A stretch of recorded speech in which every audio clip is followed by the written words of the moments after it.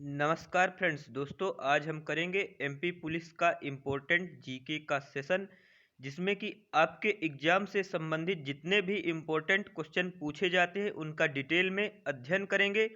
तो आप पूरा वीडियो में लास्ट तक बने रहें। तो देखते हैं आज के फर्स्ट क्वेश्चन से। तो आज का फर्स्ट क्वेश्चन हो जाएगा, सांची का स्तूप का निर्माण किसने किया था। या तो यहाँ से क्वेश्चन बन सकता है कि सांची का स्तूप का निर्माण किसने कराया था। तो इसका सही आंसर हो जाएगा अशोक ने।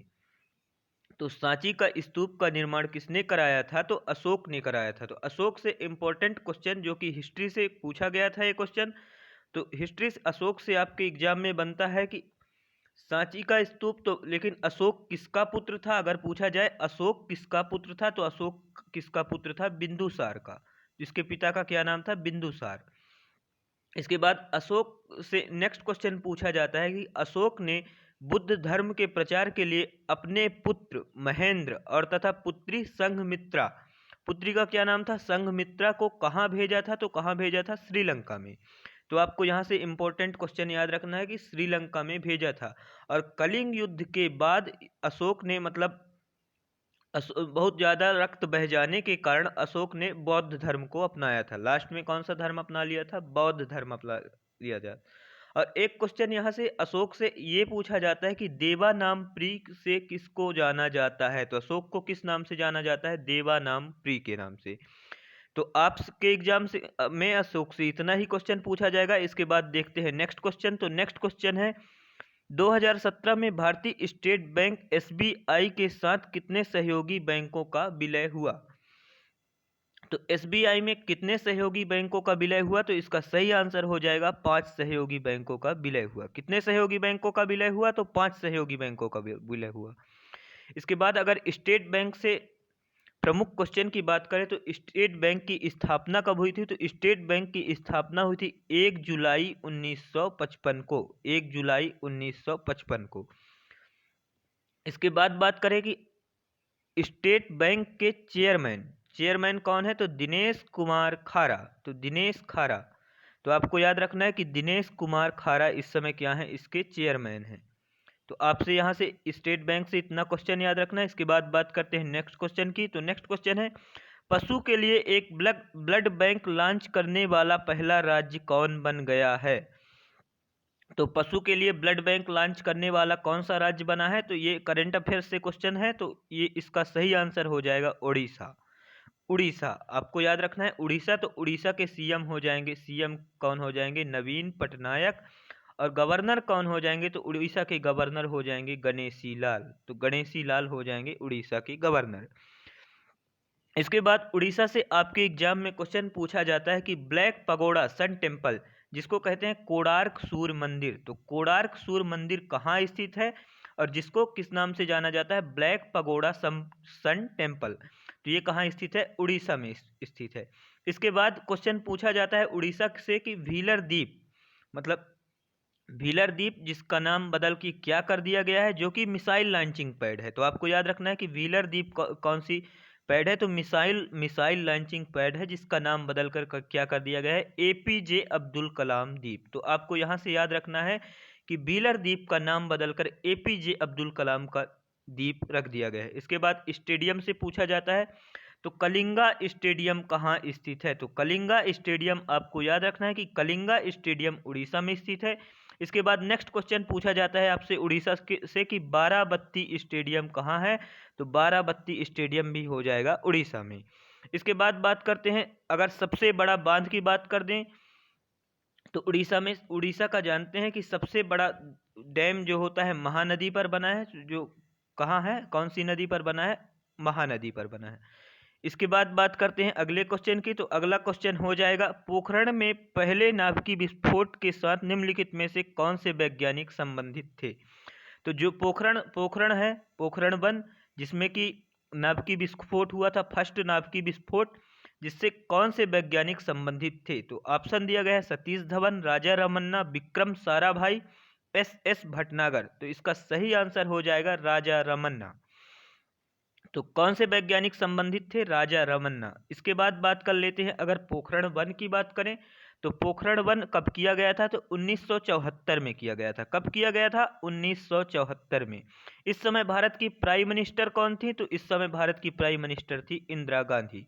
और इसका कोड वर्ड नेम क्या था? तो इसका कोड वर्ड नेम दोस्तों बहुत ज़्यादा पूछा जाता है, जो कि आपके एग्जाम के लिए मोस्ट इम्पोर्टेंट है। तो इसका कोड वर्ड नेम था स्माइलिंग बुद्धा। तो स्माइलिंग बुद्धा, तो आपको याद रखना है कि स्माइलिंग बुद्धा इसका कोड वर्ड नेम था। इसके बाद बात करते हैं नेक्स्ट क्वेश्चन की। तो नेक्स्ट क्वेश्चन हो जाएगा, सिनेमा में भारत का सर्वोच्च पुरस्कार कौन सा है? तो आपसे क्वेश्चन पूछा जाता है कि सिनेमा में भारत का सर्वोच्च पुरस्कार कौन सा है? तो ऑप्शन दिया गया है दादा साहब फाल्के पुरस्कार, एकेडमी पुरस्कार, फिल्म फेयर पुरस्कार या आईफा पुरस्कार। तो इसका सही आंसर हो जाएगा दादा साहब फाल्के पुरस्कार। तो कौन सा पुरस्कार हो जाएगा? दादा साहब फाल्के पुरस्कार, जो कि 2019 में किसको दिया गया है? तो 2019-20 में दिया गया है अमिताभ बच्चन को। तो यहाँ से आपके एग्जाम में क्वेश्चन बन सकता है कि 2019-20 में किसको दिया गया है? तो अमिताभ बच्चन को। इसके बाद बात करते हैं नेक्स्ट क्वेश्चन की। तो नेक्स्ट क्वेश्चन हो जाएगा, तानसेन संगीत समारोह आयोजित किया जाता है। तो तानसेन संगीत समारोह कहाँ आयोजित किया जाता है? तो इसका ऑप्शन हो जाएगा इंदौर, ग्वालियर, रांची, भोपाल। तो इसका सही आंसर हो जाएगा ग्वालियर। आप जानते हैं, आपको पता होगा कि ग्वालियर से संबंधित है तानसेन। और तानसेन का मकबरा सेकंड पूछा जाता है कि तानसेन का मकबरा कहाँ स्थित है? तो तानसेन का मकबरा है ग्वालियर में। तो आपको याद रखना है कि, और तानसेन का नाम क्या था? तो तानसेन का पूरा नाम क्या था? मतलब तानसेन को तो उनकी उपाधि दी गई थी, लेकिन उनका नाम था रामतनु पांडे। रामतनु पांडे। तो आपसे यहाँ से भी क्वेश्चन पूछा जाता है कि तानसेन तानसेन का पूरा नाम मतलब क्या था? रामतनु पांडे। इसके बाद बात करते हैं नेक्स्ट क्वेश्चन की। तो नेक्स्ट क्वेश्चन हो जाएगा, देख लेते हैं नेक्स्ट क्वेश्चन, कुंडनकुलम नाभिकीय विद्युत संयंत्र कहाँ स्थित है? तो कुंडनकुलम नाभिकीय विद्युत संयंत्र कहाँ स्थित है? तो दोस्तों बात करें अगर कुंडनकुलम नाभिकीय विद्युत संयंत्र, तो ये हो जाएगा तमिलनाडु में। तमिलनाडु में हो जाएगा। तो आपको याद रखना है कि कुंडनकुलम। दोस्तों नाभिकीय विद्युत संयंत्र से क्वेश्चन पूछे जाते हैं। तो अगर गुजरात के नाभिकीय विद्युत संयंत्र की बात करें तो क्या हो जाएगा? काकरा पार न्यूक्लियर पावर प्लांट। तो क्या हो जाएगा? काकरा पार न्यूक्लियर पावर प्लांट। ओके। और जैसे कायगा पूछा जाता है, तो कायगा कहाँ का हो जाएगा? तो कायगा हो जाएगा कर्नाटका का। कर्नाटका का न्यूक्लियर पावर प्लांट क्या हो जाएगा? कायगा। इसके बाद बात करें नरोरा कहाँ का हो जाएगा? तो नरोरा कहाँ का हो जाएगा? उत्तर प्रदेश का। तो नरोरा पूछा जाता है, नरोरा न्यूक्लियर पावर प्लांट कहाँ का है? तो ये हो जाएगा यूपी का। इसके बाद बात कर लेते हैं नेक्स्ट क्वेश्चन की। तो नेक्स्ट क्वेश्चन हो जाएगा, भाखड़ा नागल बांध किस नदी पर निर्मित है? तो ऑप्शन दिया गया था आपके एग्जाम के लिए, देख सकते हैं ऑप्शन क्या क्या दिया गया था। झेलम, चेनाब, रावी, सतलज। तो इसका सही आंसर हो जाएगा भाखड़ा नागल डैम सतलज नदी पर स्थित है। तो कौन से नदी पर स्थित है दोस्तों? तो ये स्थित है सतलज नदी पर। इसके बाद भाखड़ा नागल डैम से अगर इम्पोर्टेंट प्रश्न की बात करें कि कौन कौन सा क्वेश्चन भाखड़ा नागल डैम से पूछा जाता है, तो गुरुत्व के अनुसार आपको याद रखना है, क्या बोला मैं? गुरुत्व के अनुसार भारत का सबसे ऊंचा डैम कौन सा हो जाएगा? तो ग्रेविटेशनल फोर्स के आधार पर भारत का सबसे ऊंचा डैम हो जाएगा भाखड़ा नागल डैम। और अगर पूछा जाए कि भारत का सबसे ऊंचा डैम कौन सा हो जाएगा, तो सबसे ऊंचा डैम तो टेहरी हो जाएगा। लेकिन अगर गुरुत्व के अनुसार पूछे तो वो हो जाएगा भाखड़ा नागल डैम। और ये भाखड़ा नागल डैम कहाँ स्थित है पूछा जाता है, तो भाखड़ा नागल डैम कहाँ पे स्थित है? हिमाचल प्रदेश में। तो आपको सेकंड क्वेश्चन आपसे पूछा जाता है कि भाखड़ा नागल डैम कहाँ स्थित है, तो आपको बताना है हिमाचल प्रदेश में। और इसकी ऊंचाई कितनी है? तो 741 फीट। तो 741 फीट, ये याद रखना है आपको। इसके बाद बात करते हैं अगले क्वेश्चन की। तो अगला क्वेश्चन हो जाएगा, देख लेते हैं नेक्स्ट क्वेश्चन, 2011 की जनगणना के अनुसार प्रदेश की औसत साक्षरता कितनी थी? तो प्रदेश की औसत साक्षरता कितनी थी?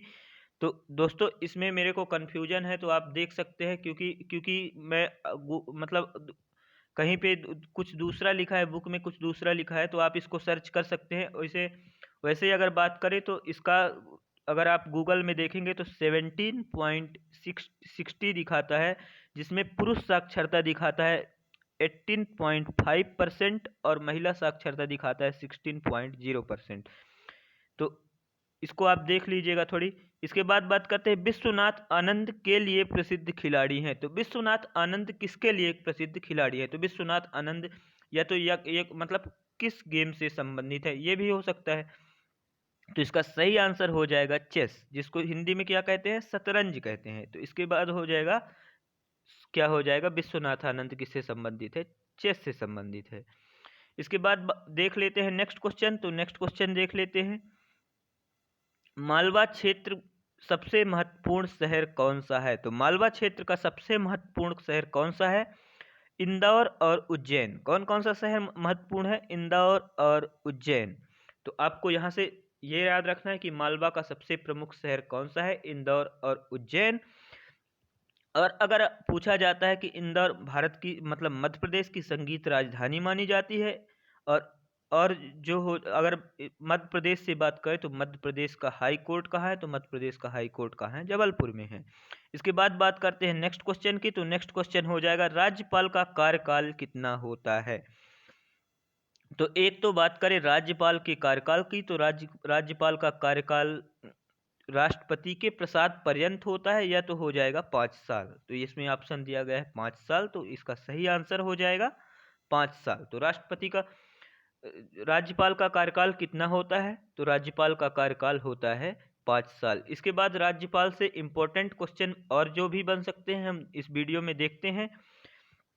तो दूसरा पूछा जाता है कि राज्यपाल की सैलरी कितनी होती है? तो राज्यपाल की सैलरी कितनी होती है? 3,50,000।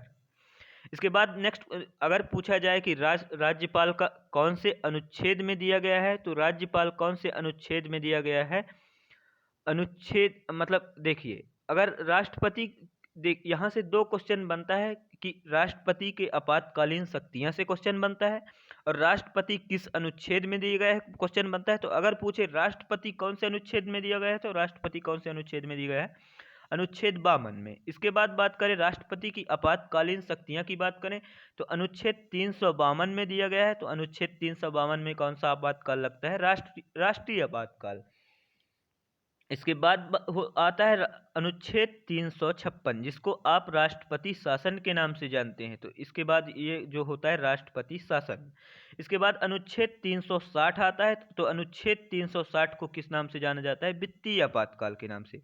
तो वित्तीय आपातकाल जो कि भारत में अभी एक बार भी अप्लाई नहीं किया गया है। तो आपको याद रखना है कि वित्तीय आपातकाल अभी तक भारत में अप्लाई नहीं किया गया है। इसके बाद बात कर लेते हैं नेक्स्ट क्वेश्चन। अगर राज्यपाल से पूछा जाए तो राज्यपाल का आर्टिकल जो कि छूट गया था, तो राज्यपाल का आर्टिकल होता है 153, और 153 में राज्यपाल के बारे में बताया गया है, और 155 में बताया गया है कि राज्यपाल की नियुक्ति कौन करेगा? तो राज्यपाल की नियुक्ति भारत का राष्ट्रपति करेगा। इसके बाद देख लेते हैं नेक्स्ट क्वेश्चन की। तो नेक्स्ट क्वेश्चन पूछा जाता है, शब्द ड्यूस किससे संबंधित है? तो आपका शब्द संबंधित पूछे जाते हैं, तो इससे हम वीडियो बनाएंगे आपके लिए कि खेलों से संबंधित इंपॉर्टेंट शब्द।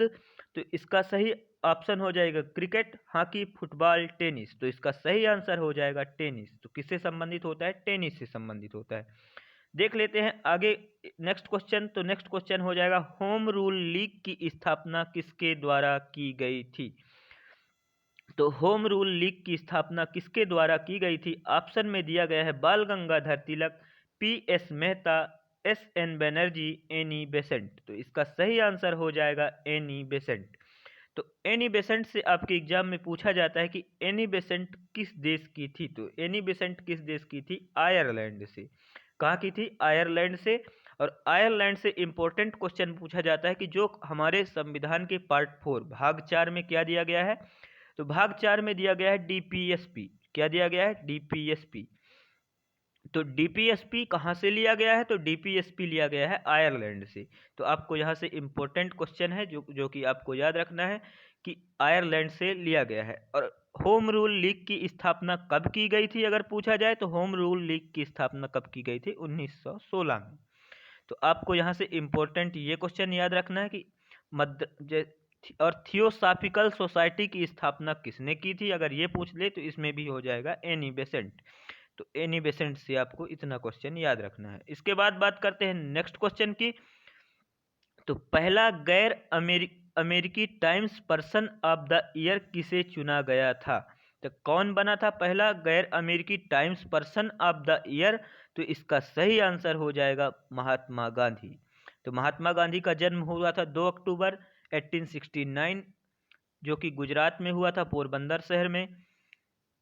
और नरेंद्र मोदी भारत के प्राइम मिनिस्टर हैं, जो कि आप जानते हैं, जो कि प्राइम मिनिस्टर होता है वो नीति आयोग का अध्यक्ष होता है। नीति आयोग का अगर फुल फॉर्म पूछे तो national institution for transforming India. इसके बाद बात करते हैं नेक्स्ट क्वेश्चन की। तो नेक्स्ट क्वेश्चन हो जाएगा 2016 में महिला एकल चीन ओपन बैडमिंटन का खिताब किसने जीता था? तो दोस्तों, आपसे बैडमिंटन ओपन से आपके एग्जाम में बहुत ज़्यादा इंपॉर्टेंट होता है, और ये 2021 की है।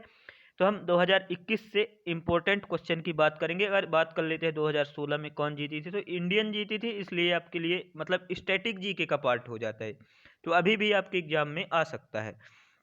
तो ये हो जाएगा पीवी सिंधु। इसके बाद बात कर लेते हैं टेनिस टूर्नामेंट। तो टेनिस टूर्नामेंट की बात कर लेते हैं। तो ये 3 ओपन होते हैं टेनिस में, मतलब 3 ग्रैंड स्लैम खेले जाते हैं, अगर दूसरे शब्दों में कहें तो। कौन कौन से ग्रैंड स्लैम खेले जाते हैं? तो सबसे पहला होता है फ्रेंच ओपन, सेकंड होता है यूएस, सेकंड होता है सॉरी दोस्तों, फर्स्ट होता है, अगर क्रम से बात करते हैं जिससे कि आपको कन्फ्यूजन न हो, तो अगर फर्स्ट की बात करें तो फर्स्ट हो जाता है ऑस्ट्रेलियन ओपन, सेकंड हो जाता है फ्रेंच ओपन, इसके बाद आता है यूएस ओपन, यूएस ओपन के बाद आता है विंबलडन ओपन।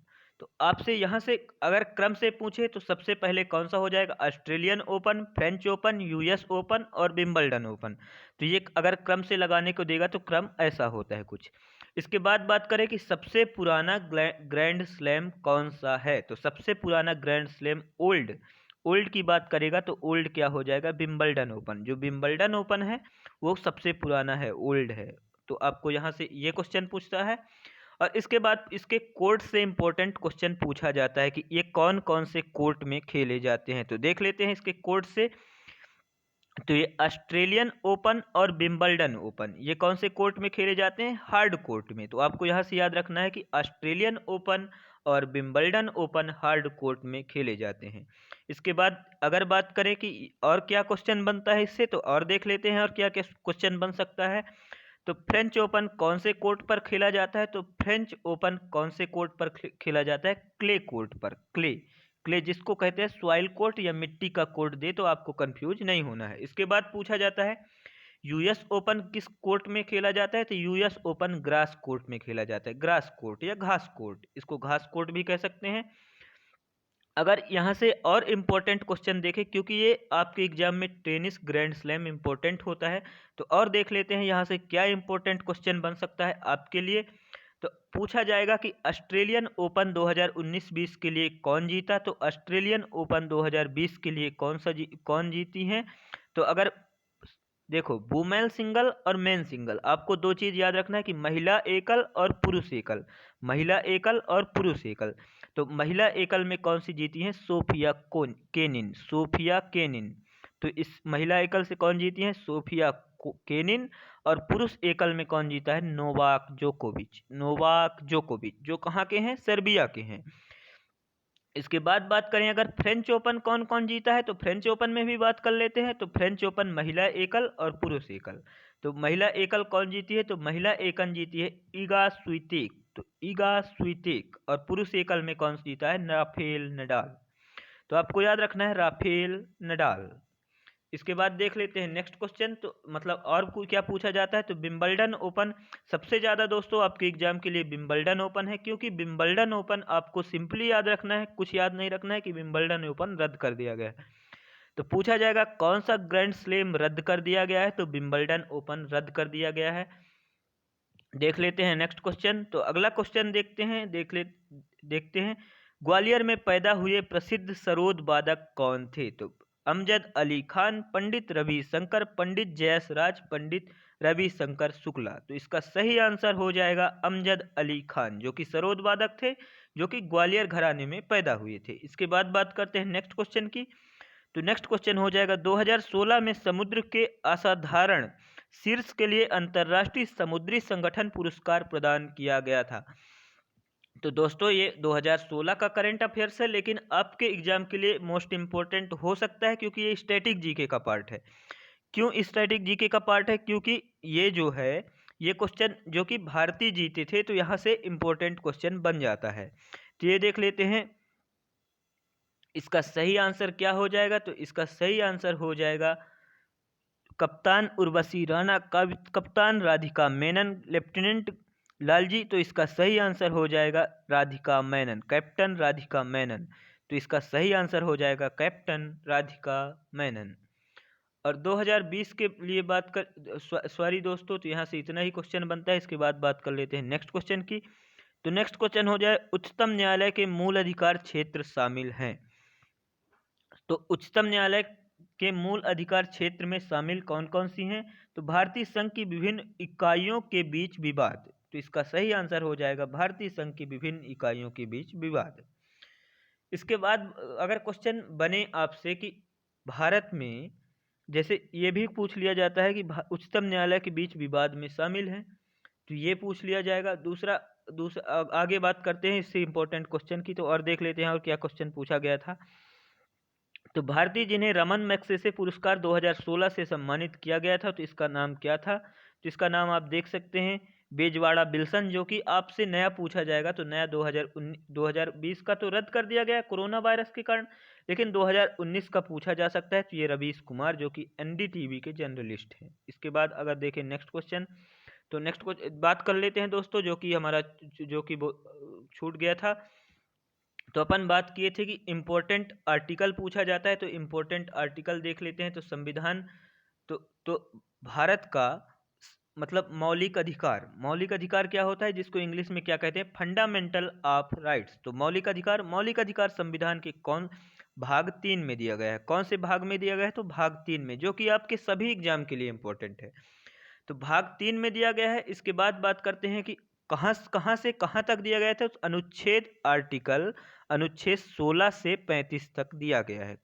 अनुच्छेद 16 से 35 तक क्या दिया गया है? तो मौलिक अधिकार दिया गया है। तो देख लेते हैं मौलिक अधिकार से कौन कौन सा इंपॉर्टेंट क्वेश्चन बनता है। एक क्वेश्चन आपसे ये पूछा जाएगा मौलिक अधिकार से कि ऐसा कौन सा मौलिक अधिकार है जिसको डॉक्टर भीमराव अंबेडकर ने संविधान की आत्मा कहा? तो अनुच्छेद 32 को भीमराव अंबेडकर ने संविधान की आत्मा कहा। वैसे तो अगर संविधान की आत्मा बोले तो प्रस्तावना को कहा जाता है, लेकिन पूछा जाए कि भीमराव अंबेडकर संविधान की आत्मा कौन से अनुच्छेद को कहा, तो क्या हो जाएगा? इसका सही आंसर हो जाएगा अनुच्छेद 32 को। तो बात करते हैं कि अनुच्छेद 32 में ऐसा क्या दिया गया है जिसको संविधान की आत्मा कहा जाता है। तो इसमें सही आंसर, इसका आंसर हो जाएगा संवैधानिक उपचारों का अधिकार। संवैधानिक उपचारों का अधिकार मतलब किसी के, इसका मतलब की बात करें तो मतलब किसी के साथ भी अगर संविधान का फॉलो नहीं हो रहा है, उसके मौलिक अधिकार का फॉलो नहीं हो रहा है, तो सीधे सुप्रीम कोर्ट में जा सकता है। मतलब वो अपना कंप्लेंट सुप्रीम कोर्ट में दर्ज कर सकता है। इसका सीधे सीधे मतलब हो जाएगा। इसके बाद बात करें इंपॉर्टेंट आर्टिकल क्या क्या पूछे जाते हैं मौलिक अधिकार से। तो मौलिक अधिकार से आपसे इंपॉर्टेंट आर्टिकल पूछ लिया जाएगा कि अनुच्छेद 19 किससे संबंधित है? तो अनुच्छेद 19 किससे संबंधित है? अनुच्छेद 19 है भाषण एवं अभिव्यक्ति की स्वतंत्रता। किससे संबंधित है? भाषण एवं अभिव्यक्ति की स्वतंत्रता।